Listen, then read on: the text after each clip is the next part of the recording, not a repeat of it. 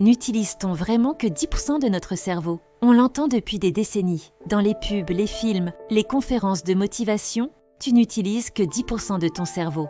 Et ça donne envie de rêver, non? D'imaginer un potentiel caché, inexploité. Mais est-ce que c'est vrai? Est-ce que 90% de ton cerveau dort, inutilisé? Pas du tout. C'est un mythe total et la science l'a largement démoli. Commençons par les faits. Les neuroscientifiques utilisent aujourd'hui des technologies d'imagerie avancées, IRM fonctionnel, électroencéphalogramme, TEP scan, et ces outils montrent que presque toutes les régions du cerveau sont actives à différents moments.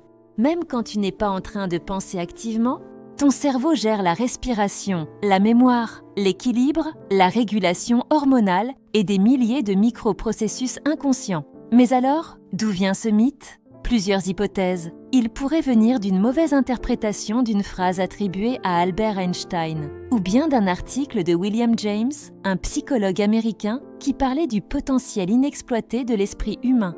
Mais à aucun moment il n'a dit qu'on utilisait seulement 10%. Dans les années 1970-80, ce chiffre a été popularisé par la culture populaire, et surtout par le marketing. Livres de développement personnel, films comme Lucy ou Limitless, ça fait rêver. Mais ce n'est pas réel.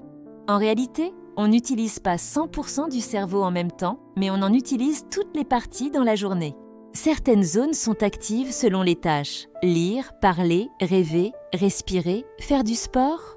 Même au repos complet, ton cerveau reste actif. Et il consomme près de 20% de l'énergie totale de ton corps. Tu imagines un organe aussi gourmand énergétiquement, utilisé à seulement 10%? Ce serait un énorme gaspillage biologique. Conclusion, non, tu n'utilises pas que 10% de ton cerveau. C'est un mythe tenace, flatteur, mais sans fondement scientifique. Ton cerveau est actif, complexe, ultra efficace, et il ne garde rien en réserve. Alors maintenant que tu sais, tu vas encore le répéter ou tu passes à l'étape suivante, penser différemment, mythe ou vérité?